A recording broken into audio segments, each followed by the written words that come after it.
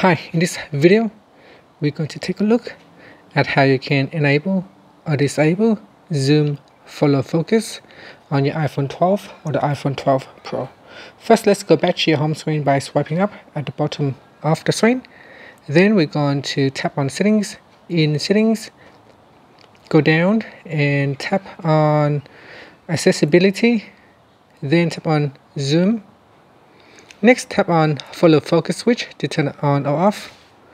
Now once it is switched on, we'll take a look at how you can use it. So I'm going to open up my text messaging app, and you can see here if I try to type in here, so the follow focus basically allow the screen to focus as you type or where you have your text selected or your insertion point. And as you can see here, as I type, my screen move according with the cursor. Now if I go to the next line, or if I press on the enter key right here, you can see if I press on the enter key, it will go to the beginning of the text. Now if I turn off follow focus, so let's turn off follow focus for zoom, and if I go back into my text up here,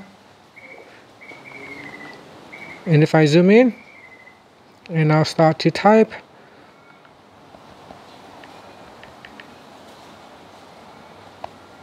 and if I go to the next line, you can see if I tap on the return button, it does not follow the focus. My screen does not follow this insertion focus, so I have to manually move it.